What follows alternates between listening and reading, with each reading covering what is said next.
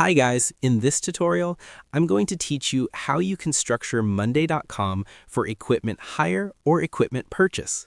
Whether you're managing items like tables, chairs, cameras, lighting equipment, or even specialized tools, Monday.com gives you a simple and organized way to track everything in one place. To get started, head over to Monday.com and make sure you're inside your main workspace. Once you're there, go to the top left and click the blue Add button. From the drop-down, select Choose from Templates.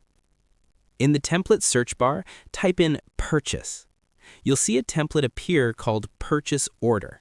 This is the one we want because it's perfectly structured for managing items that you buy or hire.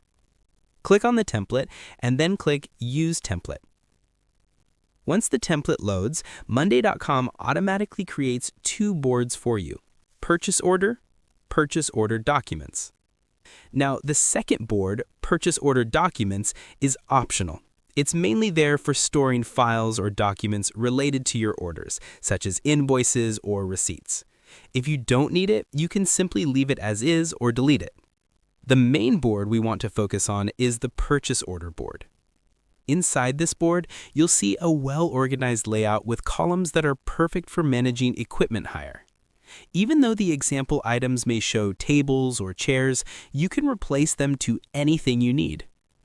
For example, if you're hiring or purchasing camera equipment, you can replace tables or chairs with items like cameras, lenses, tripods, microphones, lighting kits. Each row represents an item, and you can customize the names however you like. This template comes with many useful columns, including item name, model or description, purchase order number, date, customer or supplier, quantity. Everything is structured for you, which makes this template incredibly helpful. You don't really need to change much, just adjust the item names and fill in the details based on the equipment you hire or purchase. You can use this same setup for any type of equipment, whether it's for events, film production, construction, office setups, or general inventory. Just rename the items to match your workflow, and the rest of the columns will keep everything neatly organized.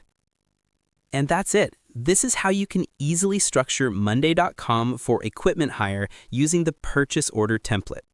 It keeps your data clean, simple, and highly efficient, so you always know what equipment you have, who it's for, and how much it costs. I hope this tutorial was helpful. Thanks for watching, and I'll see you in the next one.